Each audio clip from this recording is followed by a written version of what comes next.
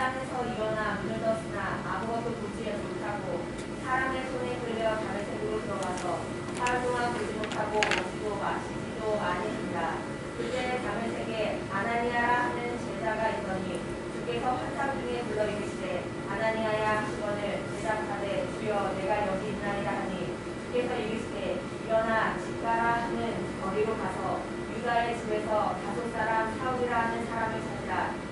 그가 기도하는 중이니라. 그가 아나니아라 하는 사람이 들어와서 자기에게 안수하여 다시 보게 하는 것을 보았느니라 하시거늘 아나니아가 대답하여 주여 이 사람에게 대하여 내가 여러 사람에게 비싸운즉 그가 예루살렘에서 주의 성도에게 적지 않은 해를 끼쳤다 하더니 여기서도 주의 이름을 부르는 모든 사람을 결박할 권한을 제 제사장들에게서 받았나이다 하거늘 주께서 이르시되 가라. 이 사람은 내 이름을 이방인과 이민들과 이스라엘 자손들에게 전하기 위하여 택한 나의 그릇이라. 내가 내 이름을 위하여 얼마나 고난을 받아야 할 것을 내가 그에게 보이리라 하시니 아나니아가 떠나 그 집에 들어가서 그에게 안수하여 이르시되 그런데 사울아 주 곧 내가 오는 길에 길에서 나타나셨던 예수께서 나를 보내어 너로 다시 보게 하시고 성령으로 충만하게 하신다 하니 즉시 사울의 눈에서 비늘 같은 것이 벗어져 다시 보게 되니라. 일어나 세례를 받고 음식을 먹음에 강건하여지니라. 아멘. 하나님 감사합니다. 오늘도 주님 말씀 앞에 섰습니다. 겸허하고 겸손하게 주의 말씀에 경청하게 하시고 우리에게 주시는 그 말씀으로 인하여 변화받게 하셔서 그 변화가 감동까지 이룰 수 있도록 역사하여 주옵소서. 오늘 분명히 슬픈 마음을 가지고 또 어떻게 해야 될지를 모르고 해야 될 일이 산적하지만 어떻게 할지 몰라 방황하는 마음으로 오는 사람들이 있을 줄 믿습니다. 하나님 말씀을 들을 때 싹 해결되게 하시고 말씀을 들을 때 하늘의 힘을 공급받게 하여 주시옵소서. 우리 구주 예수 그리스도의 이름으로 기도합니다. 아멘. 오늘은 만남이라고 하는 제목으로 오늘 본문 말씀을 증거하도록 하겠습니다. 유명한 미국의 사회학자는 사람의 만남을 세 가지로 그 유명한 책에서 얘기를 해주고 있습니다. 하나는 개미와 같은 사람이 있다고 하는 거예요. 그래서 이 세상을 사는 목적은 자기만을 위해서 하시는 사는 개미와 같은 사람이 있고요. 또 두 번째로는 거미와 같은 사람, 즉 거미줄을 쳐놓고 어떤 것들인지 그 거미줄에 걸리게 되는 그 영양분을 쭉 뽑아먹는 거미와 같은 사람이 이 세상에 있다고 합니다. 그리고 세 번째로는 꿀벌과 같이 다른 사람에게 영향을 주는, 다른 사람에게 도움을 주는 이런 벌과 같은 사람들이 있다고 합니다. 다시 말씀을 드리면 자기만을 위한 개미와 같은 사람들이 이 세상에 있고 다른 사람을 착취하는 거미와 같은 사람이 있고 또 세 번째로는 다른 사람의 유익을 주는 벌과 같은 사람이 있는데 이런 사람들이 사회를 이루어서 만남을 가지게 됩니다. 벌이 거미를 만날 수도 있고 거미가 개미를 만날 수 있고 이렇게 사람들의 인간관계를 통해서 만남이 형성되게 되는데 이 만남은 네 가지로 정의할 수가 있습니다. 첫 번째로는 둘이 만나서 서로 윈윈하는, 서로 승리하는 좋은 결과를 얻는 그런 만남이 있고요. 여러분 그런 만남이 되기를 주의 이름으로 축복합니다. 예를 들면 하나님과의 우리의 만남, 부모님과 우리의 만남, 형제들과의 우리와의 만남, 좋은 친구와 우리와의 만남. 이런 만남은 만날수록 좋고 만나도 오랜만에 만나도 늘 어제 만남 같은 그런 기분, 늘 좋은 만남이 있습니다. 두 번째로는 제일 안 좋은 만남인데요. 서로 만나서 나도 힘들고 그 사람도 힘들고 서로를 파괴하는 그래서 부부인데 살인을 저진다든가 서로 상해를 입힌다든가 그런 사건 기사가 나오는 것처럼 결국은 그 만남을 통해서 서로가 망가지는 그런 안 좋은 만남이 두 번째였습니다. 세 번째 만남은 나는 그 사람을 만남으로 이익을 얻는데 그 사람은 나 때문에 손해를 보는 만남이 있어요. 이 사람은 자기가 이익이 있으니까 자꾸 이 사람을 만나려고 하겠죠. 근데 이 사람을 만날수록 자기가 손해니까 자꾸 피하게 되는 만남이 세 번째 만남입니다. 네 번째 만남은 세 번째 만남의 반대로 나는 힘들어요. 나는 이 사람을 만나면 자꾸 줘야 되고 괴로운데 이 사람은 나 때문에 자꾸 얻고 생기니까 이 사람은 자꾸 좋게 되는데 나는 너무 힘든 이런 만남이, 네 만남이 있습니다. 그러니까 여러분, 세 종류의 사람이 만나서 네 종류의 결과를 가지고 우리가 살고 있는데 좋은 만남이 참으로 필요합니다. 특별히 오늘 예수님과의 만남에 대해서 말씀을 좀 드리려고 서론에 이렇게 말씀을 드렸는데요. 먼저 예수님을 만날 수 있는 방법, 우리가 예수님을 만날 수 있는 방법은 첫 번째는 살아계신 예수님, 이 땅에 계셨을 때 제자들은 예수님을 만났잖아요. 예수님을 직접 육신으로 뵙는 그런 육신의 만남이 있습니다. 근데 이제 우리는 그럴 기회가 없는 거죠. 근데 예수님의 제자들은 얼마나 수많은 인구 중에 예수님과 같은 시대에 또 그 이스라엘의 그 갈릴리에 예수님의 부름을 받아서 3년 동안 약 3년 4개월이라고 얘기를 합니다. 3년 4개월 동안 예수님과 동고동락을 하고 예수님의 음성을 듣고 예수님한테 혼나고 예수님의 눈물을 보고 예수님이 안아주고 얼마나 복된 사람이었습니다. 그래서 예수님을 만날 수 있는 첫 번째 방법은 육신으로 오셨던 그 예수님을 만난 제자들의 그 만남이 있습니다. 근데 그 만남은 제한적이고 선택받은 몇 사람의 만남입니다. 자, 두 번째 만남은 오늘 사도행전 9장과 22장, 26장에 사도 바울이 꼭 어려울 때, 자기를 변호할 때 네가 믿는 예수가 누구냐라고 물어봤을 때 그 사도행전 9장과 사도행전 22장, 26장에 자기가 예수 만난 사건을 꼭 얘기를 합니다. 그러니까 내가 나 된 것은, 내가 예수를 믿은 것은, 이렇게 목숨을 걸고 예수를 증거하는 것은, 3차 전도여행을 하는 것은 내가 예수를 만났다. 그러니까 사도 바울이 만난 예수님은 예수님의 제자들처럼 육신적인 만남이 아니라 오늘 9장 3절에 사도 바울이 다메섹이라고 시리아의 다메스커스라고 하는 곳으로 예수 믿는 사람들을 잡으러 간 겁니다. 그런데 호련히, 다른 말로 가짜. 그러니까 여러분, 이 만남이라고 하는 것은 계획된 만남도 있지만 갑자기 찾아오는 만남도 있고 또 우리가 예수를 믿게 된 것은 사실 일방적인 하나님이 우리를 찾아와 주신 하나님의 그 만나주시러 오시는 것이죠. 그래서 여기서 이 사도 바울도 호련히 예수님을 만나게 됩니다. 여러분, 우리도 이제까지 만난 예수님보다 더 나를 위해 찾아오시는 이런 예수님을 만난 은혜가 있기를 주 이름으로 축원합니다. 하늘로부터 빛이 그를 불러 비췄다고 했습니다. 그러니까 예수님이 눈으로 보이지는 않고, 왜냐하면 죄된 사도 바울이 예수님을 보면 죽을 수도 있고 또 빛 대신 주님을 자기의 죄된 인간이 만날 수 없기 때문에 주님은 그 빛으로 그에게 보이신 거예요. 그러나 여러분, 예수님이 안 계시거나 예수님이 능력이 없거나 그게 아니라 사도 바울의 제한적인 모습 때문에 빛으로 나타나시고 빛이 그를 둘러 비추고 있다라고 하죠. 여러분, 만남이라고 하는 것은 생소한 사람들이 처음 만나게 되지만 그 만남을 통해서 이제 알게 되고 가깝게 되고 하나가 되게 되는 것처럼 만남이 굉장히 중요한 것이죠. 주님께서 호련이라고 하지만 사도 바울 입장에서 호련인 거죠. 주님은 계획하셨고 그날을 손꼽아 기다려서 하나님의 디데이에 사도 바울을 만나주십니다. 여러분, 오늘이 그 디데이가 되었으면 좋겠습니다. 아니면 다음 주가 2023년도가 주님이 나를 만나주시는 우리의 입장으로는 호련이지만 주님 입장으로서는 계획된 그 만남이 우리 삶 가운데 일어나길 주님으로 축원합니다.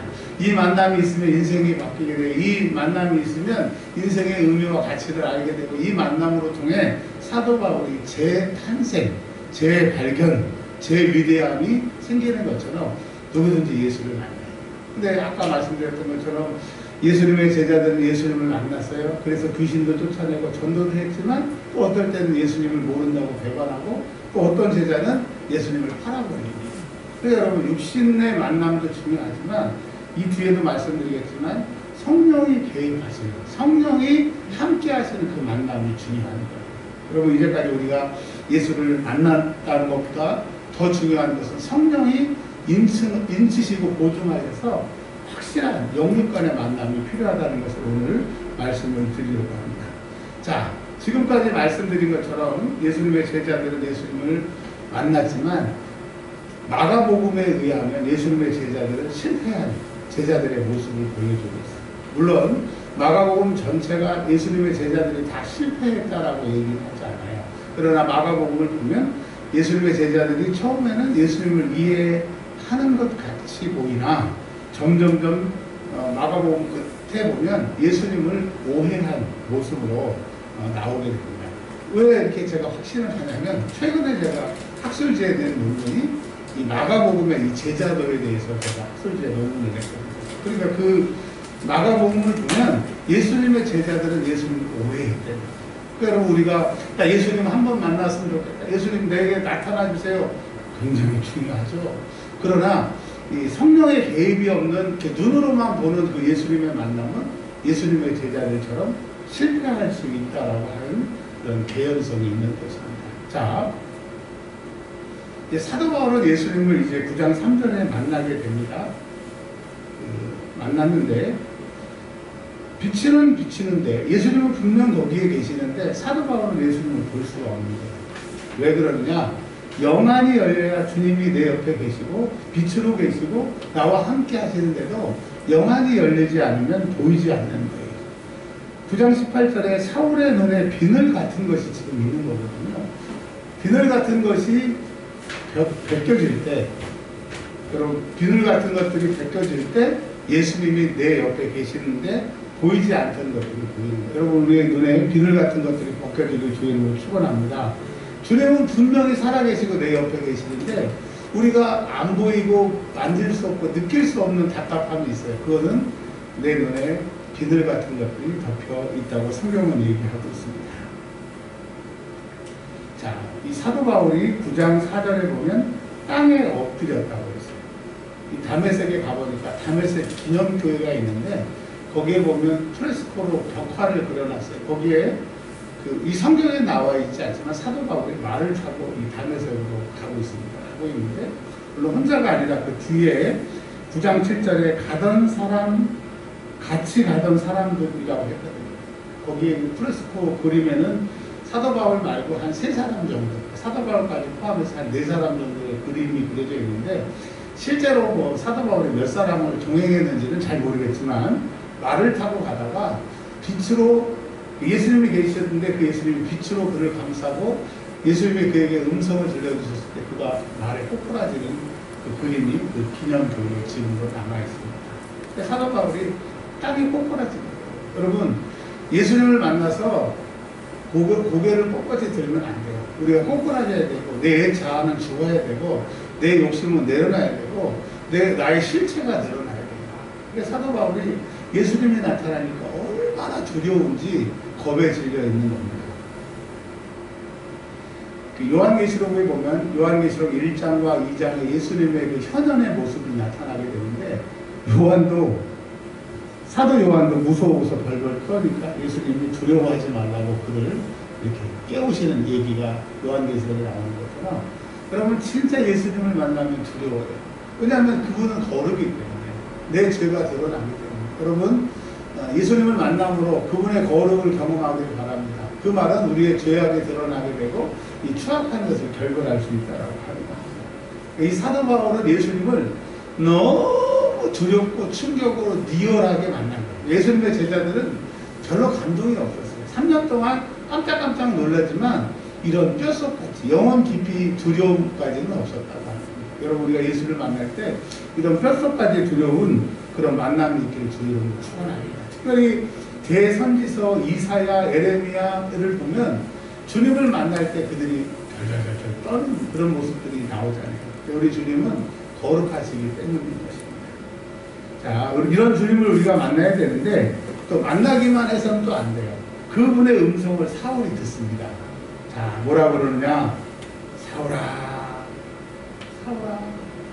구약 성경도 그렇고 신약 성경도 그렇고 강조할 때는 두 번 그 부름을 나타냅니다. 예를 들어서 아브라함아, 아브라함아, 내 독자 이삭을 손대지 말라고 하나님께서 창세기에 말씀하신 것처럼 하나님께서 급할 때 그 이름을 2번 부르신 것처럼 이 주님께서 이 사도 바울을 부를 때 너무너무 급하신 거예요. 왜냐하면 죄 짓는 너, 나를 모르는 너, 하나님의 율법만 아는 너, 네가 변화되어서 이방의 복음을 증거해야 되는데 예수 믿는 사람을 핍박하고 잡으러 다니는 안타까운 너, 영안이 열리지 않으니까 육신의 생각과 눈으로 사는 너, 주님이 너무 안타까워.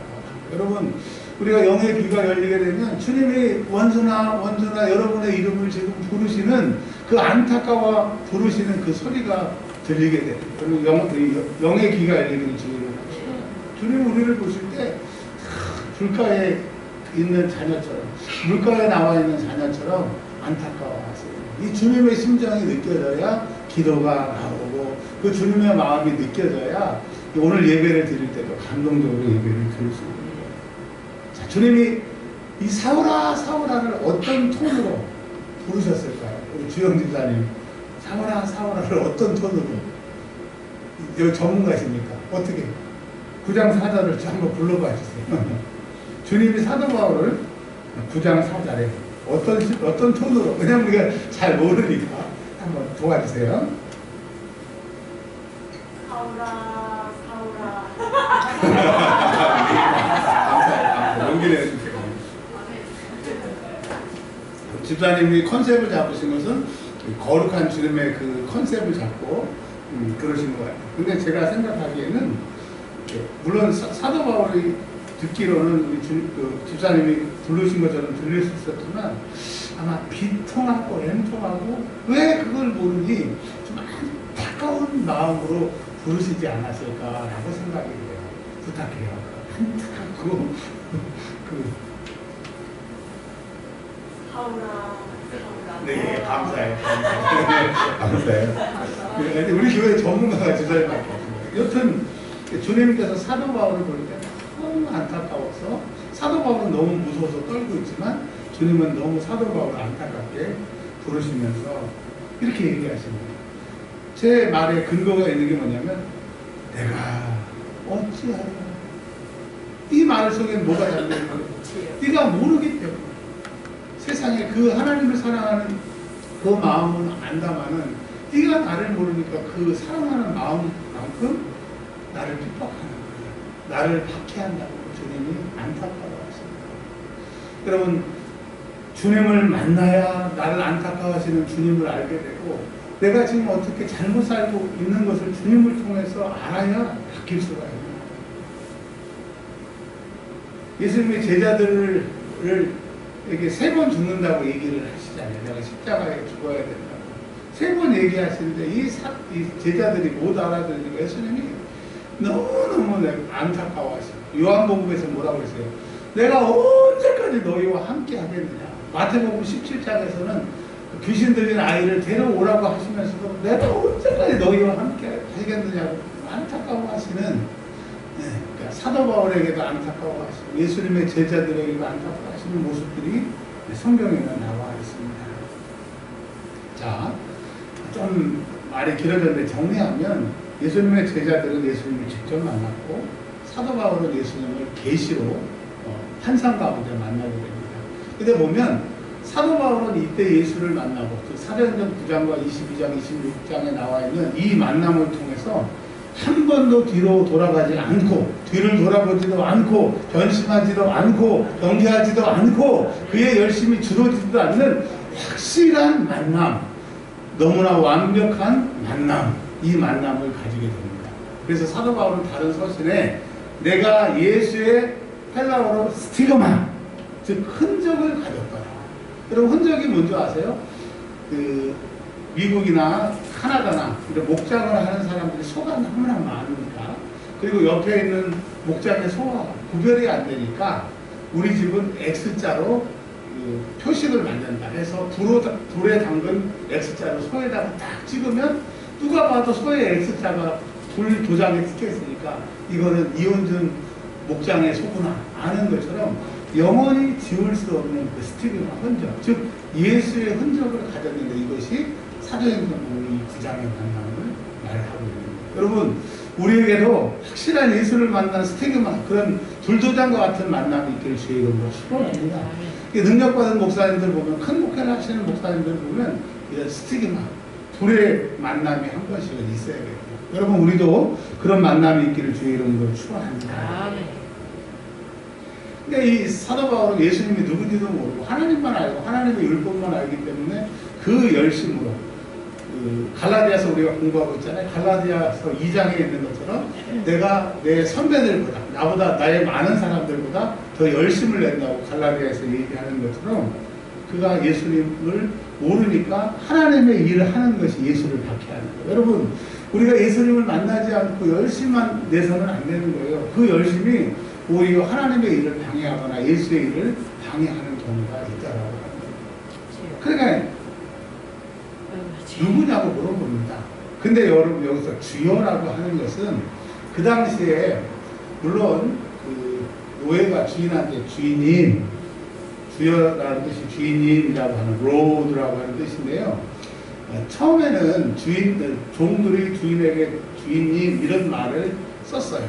그런데 이제 도미티안 황제가 등장한 후에 그 누구도 나 황제 외에는 주라고 로드 주님이라고 쓰지 못하도록 법을 만들었습니다. 그런데 이 사도행전의 주여라고 하는 것은 황제에게만 써야 되는데 지금 예수님에게 쓰는 거예요. 이건 뭐예요? 그의 만남이 그렇게 충격적이었다고. 우리가 생각하기에는 뭐 노예가 주인에게 주님, 아내가 남편에게 주님, 아니요. 이 시대는요 이제 주라고 하는 말은 로마 황제에게만 쓸 수 있는 말인데 그가 너무 충격을 받아보니까 지금 그 황제의 권력과 황제의 힘하고는 비교할 수 없는 예수님을 지금 실존적으로 만나게 되죠. 그의 삶 가운데 확실히 만나게 됩니다. 그러니까 그가 자기도 모르게 주여 하고 불렀다. 여러분 정말 우리가 우리의 삶에 내가 내 주인이 아니라 주님이 내 삶의 진짜 주인이라고 믿고 그렇게 산다고 하면 우리의 삶이 달라질 겁니다. 목사의 메시지도 달라질 거고요. 전도가 힘들다고 하지만 내가 전도할 때 전도하는 메시지하고 파워가 달라질 거예요. 그러니까 우리의 삶의 변화가 없는 것은 내가 아직도 나의 주인이기 때문에.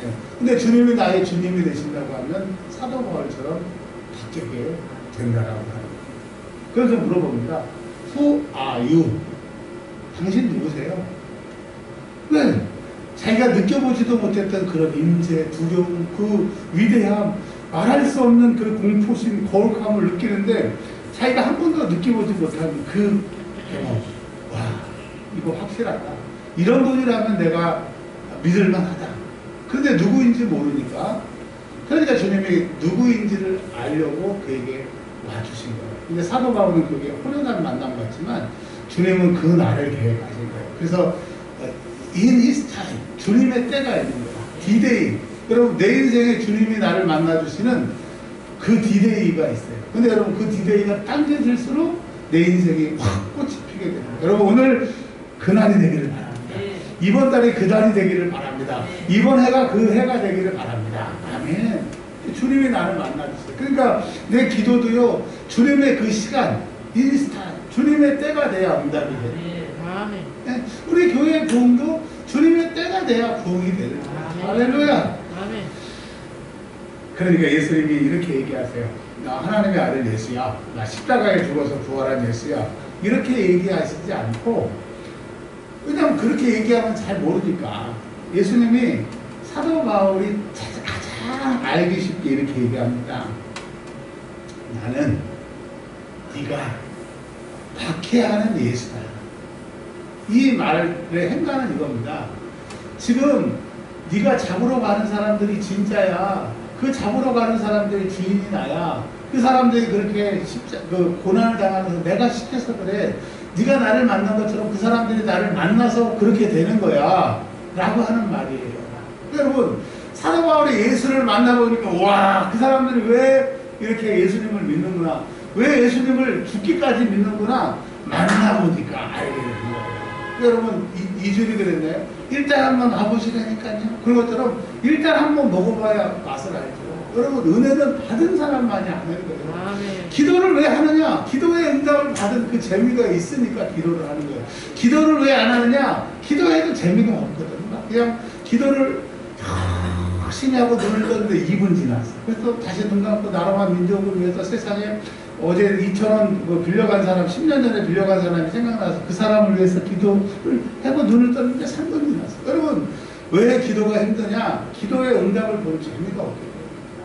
그러나 여러분, 기도 응답 받은 사람은요, 내가 조금 더 기도하고, 더 간절히 기도하고, 진심으로 기도하면 하나님이 들어주신다고 하기 때문에 끝까지 할 수 있는 거예요. 이 말씀만 하시는 거예요. 네가 나를 만나보니까 말이 필요 없는 거예요. 말이 필요 없는 거예요. 자, 이제 우리는 이제까지 예수 그리스도를 만나면 끝이다라고 생각을 했어요. 그리고 예수 그리스도를 한 번 만나면 예수 믿는 것이 끝이라고 했는데 전혀 그렇지 않습니다. 교회가 필요하고 말씀이 필요하고 그러한 이유를 6절에서부터 얘기를 해주게 되는데요. 이 말씀을 드리기 전에 정리 한번 하고 들어갈게요. 예수님을 만나는 방법은 예수님의 제자처럼 직접 만나는 방법이 있었고, 사도 바울처럼 환상과 계시로 만나는 방법이 있어요. 근데 우리는 예수님이 사도 바울처럼 환상과 계시로 우리를 만나주시면 좋겠지만, 그렇지 않고도 예수를 만날 수 있는 방법이 있어요. 그것이 뭐냐면 성경을 통해서 예수님을 만날 수 있어요. 할렐루야. 그러니까 제자들이 만났던 그 예수님을 성경을 통해서 만날 수 있고, 사도 바울의 계시와 환상으로 만났던 그 예수님을 성경을 통해서 만날 수 있기 때문에 예수를 만나려고 하면 성경을 보셔야 되는 겁니다. 또 하나는 이제 아나니아를 통해서 사도 바울을 만나주시고 사도 바울에게 무엇을 할 것을 가르쳐 주시는 것처럼 지금도 주님은 설교를 통해서 주의 종들을 세우셔서 우리를 만나주고 계세요. 물론 그 이현준 목사의 설교에 한한 것이 아니라 모든 목사님들 또 모든 기독교 매체들을 통해서 그 설교를 통해서 주님을 만날 수 있다라고 하는 겁니다. 그리고 왜 목사님들이 공부를 자꾸 하려고 하냐 하면 논문을 읽으면 그 논문들은 압축되고 이렇게 연구되는 것들을 논문을 읽게 되면 정말 깊이 그 주님을 묵상할 수가 있어요. 그래서 학자들처럼 논문을 통해서 예수님을 만나는 방법이 있습니다. 그리고 또 학자들이 하는 방법처럼 또 학자가 아니더라도 성경을 깊이 연구함으로 다른 사람이 말하는 다른 사람이 설명하는 그런 것이 아니라 정말 나를 만나주시는 그 주님을 자기가 성경 연구를 통해서 만날 수가 있는 거예요. 그러니까 여러분, 우리는 성경을 통해서 설교를 통해서 논문을 통해서 성경 연구를 통해서 주님을 만날 수가 있어요.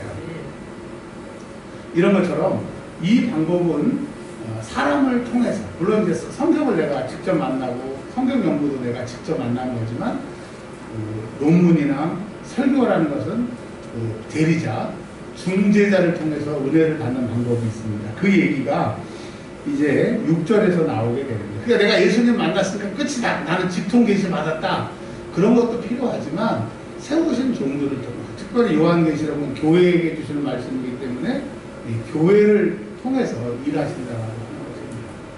자, 그러면 주님이 계속 사도 바울을 앉혀놓고 설명하시면 되는데 그러지 않으시고 사람에게, 아나니아라고 하는 선지자에게 위탁을 하십니다. 9장 6절을 같이 한번 읽어볼까요? 시작.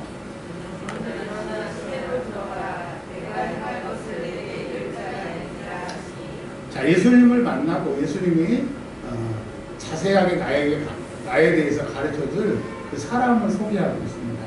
그 사람이 내게 이를 자, 즉 그 사람을 인도할 자를 얘기하고, 자,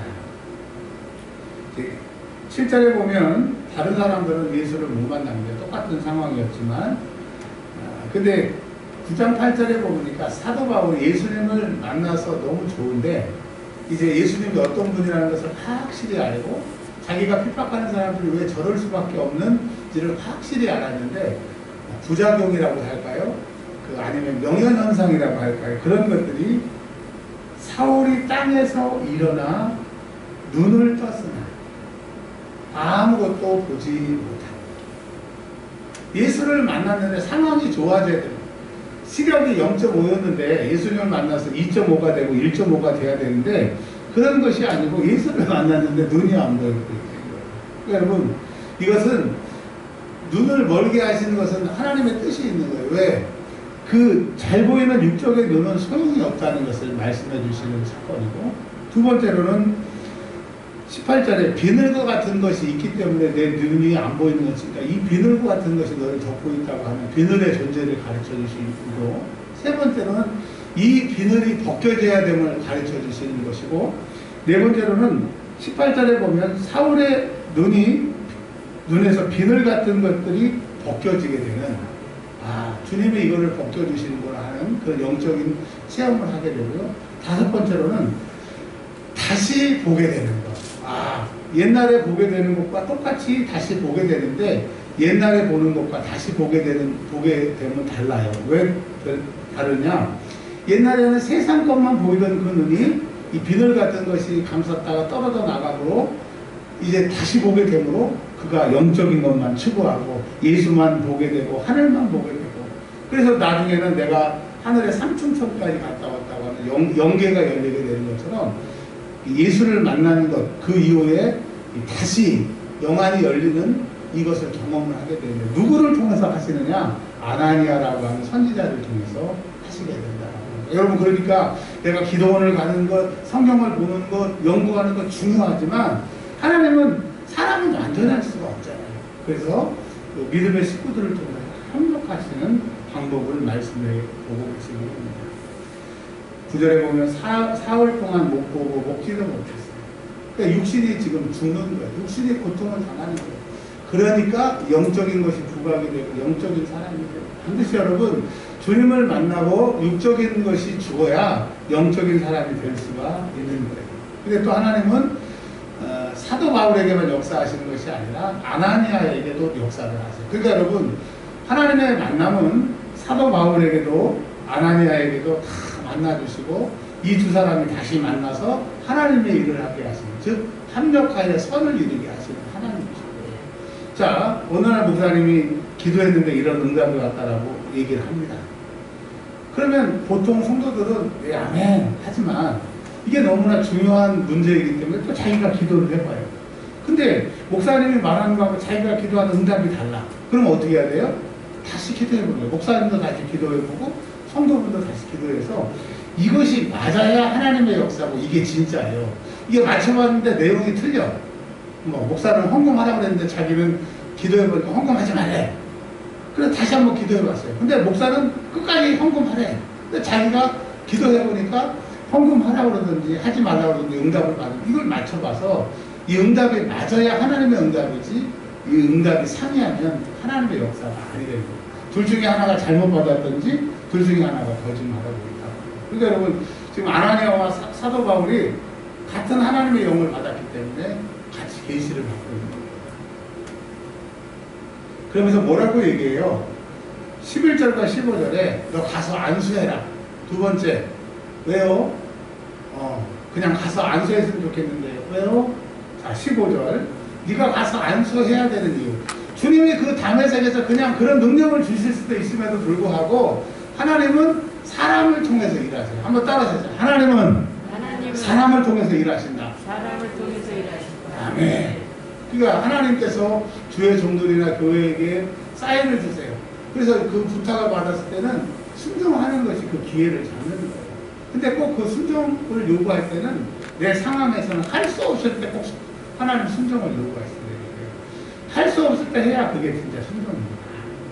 자, 15절에 왜 하나님이 이토록 사도 바울을 애착에 그냥 홀로 하늘에서 내려오셔가지고 막 그냥 단독으로 만나주실 수밖에 없는 그런 이유가 있어요. 15절 시작. 가라. 이것부터 시작.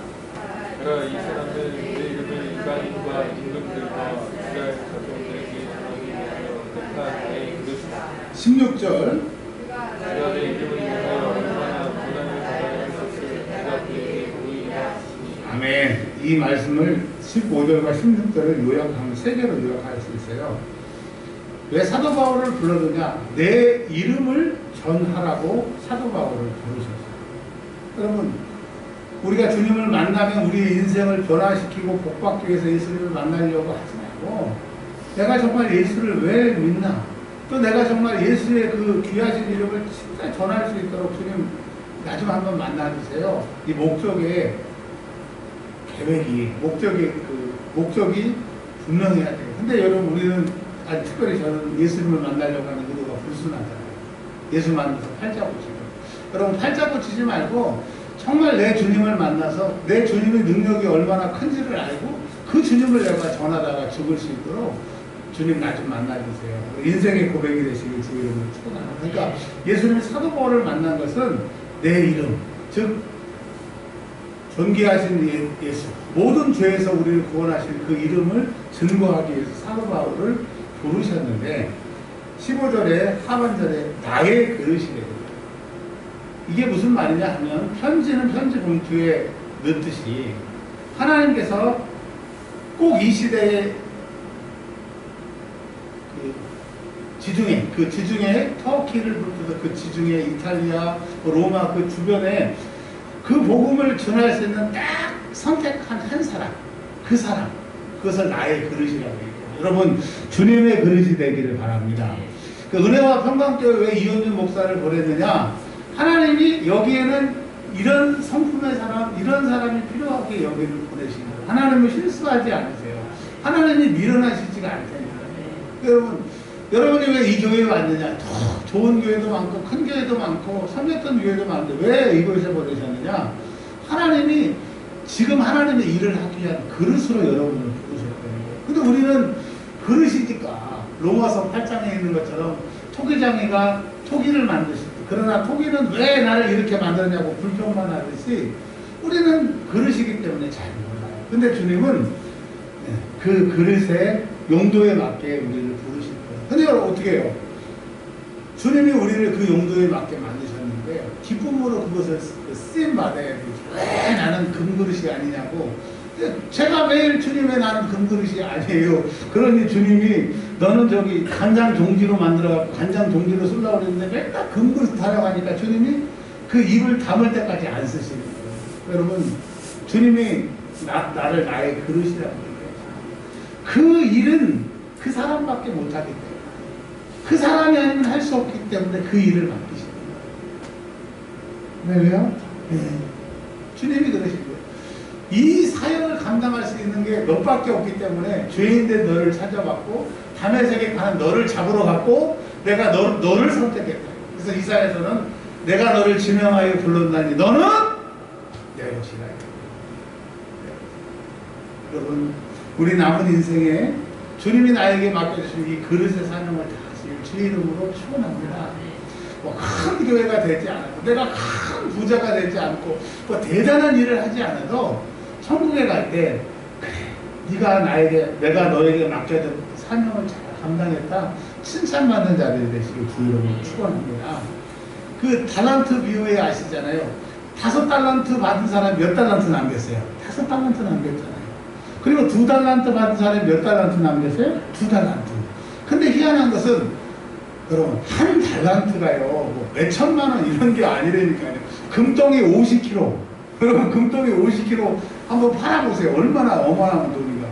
금덩이 50kg짜리를 5뭉치를 준 거야. 그러니까 지금으로서 수십억이죠.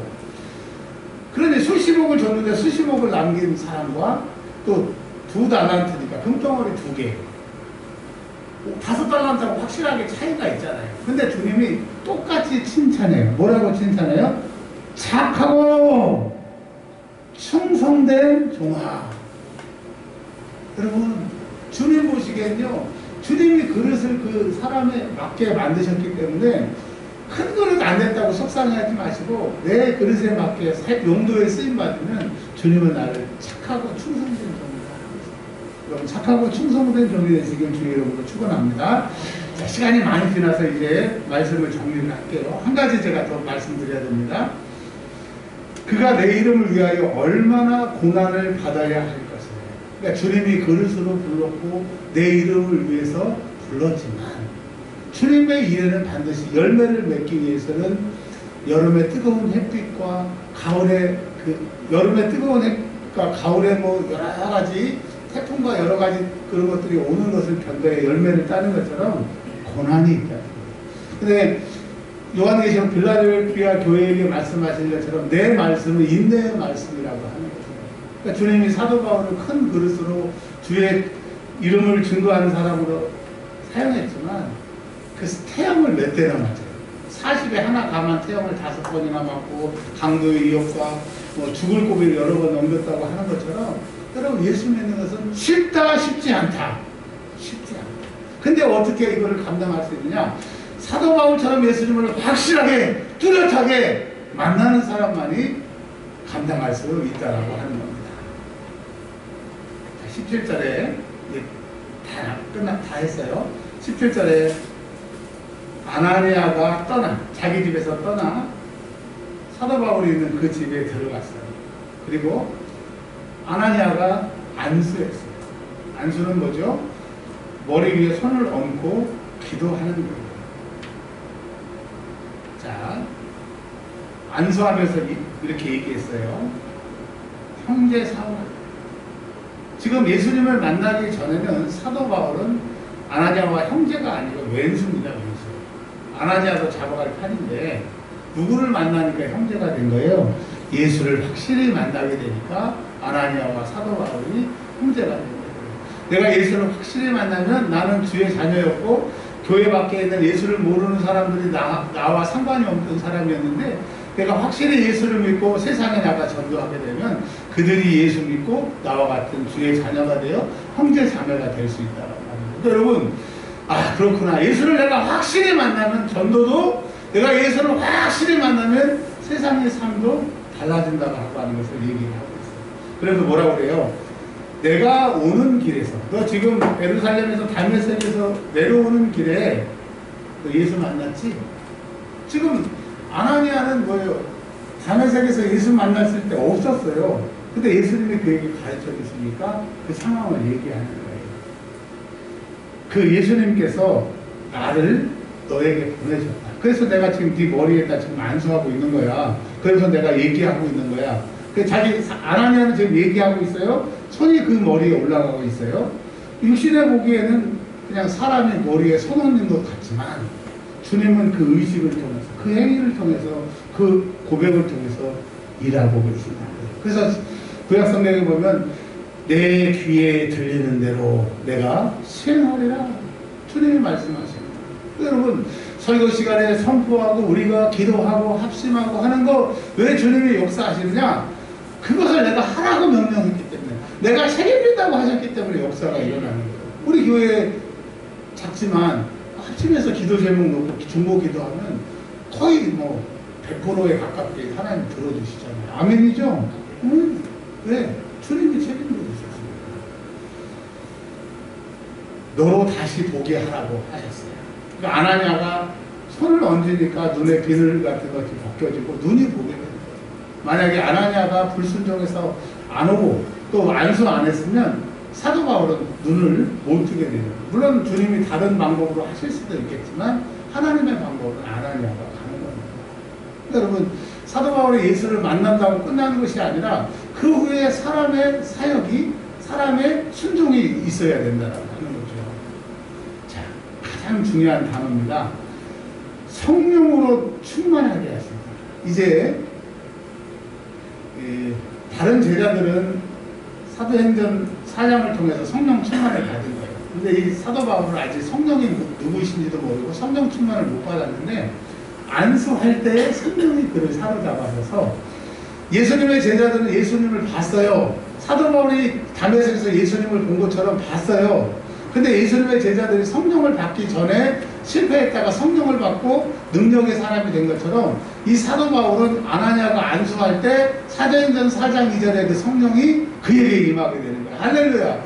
그러니까 어떻게 돼요? 확실히 증거하게 되어서 이제 눈에 비늘이 벗겨진 다음에 다시 보게 됐는데, 다시 보게 된 그 시력은 하나님만 알고 율법만 알았던 그가 오직 십자가에 죽으시고 부활하신 예수만 알게 되는 새로운 눈을 갖게 됩니다.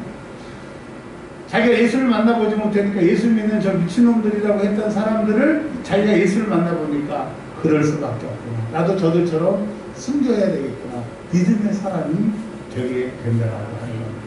자, 19절입니다. 우리가 그냥 흘려보낼 수 있는데 헬라어는 가장 마지막에 단어를 배치하는 것은 별로 의미 없는 단어를 맨 마지막에 백지를 합니다. 전에 말씀드렸던 것처럼 제일 강조하고 싶은 단어를 맨 앞에 두는 것이 헬라의 그 어법입니다. 그런데 그거에 상관없이 맨 마지막에 나와 있는 이 문장은 강조나 하고 싶은 말을 다시 하기 위해서 나와 있는 거예요. 그러니까 방금 전에 설명한 것처럼 반대처럼 이 19절 우리가 그냥 흘려버릴 수 있는 문장 같지만 이게 중요한 말입니다. 뭐가 중요하냐? 시작! 음식을 먹음에 강건하여 지더라. 여러분 이거는 9절과 19절을 같이 놓고 봐야 돼요. 그가 예수를 만난 충격으로 사흘 동안 보지도 못하고 먹지도 못하고 얼마나 고통스러웠겠어요. 그런데 성령을 받고 또 예수의 제자의 안수를 받고 또 그가 예수를 만나고 나니까 눈이 다시 보게 되니까 이제 그 죄 많던 육체가 그 두려웠던 육체가 어떻게 돼요? 다시 회복하게 되고 강건해지게 됩니다. 이제 왜 회복하고 강건해지게 되느냐? 확실히 만난 예수를 증거하라고 예수를 핍박했던 그 육체가 이제 예수를 확실히 만나니까 예수를 위해 죽는 육체로 변하게 됩니다. 여러분 그런 예수를 만나기를 바랍니다. 오늘이 그날이 될 수 있도록 우리 소리내어 기도하도록 하겠습니다. 주여 세 번 하고 기도합니다. 주여 주여 주여 감사합니다. 주의 종이 말주변이 없고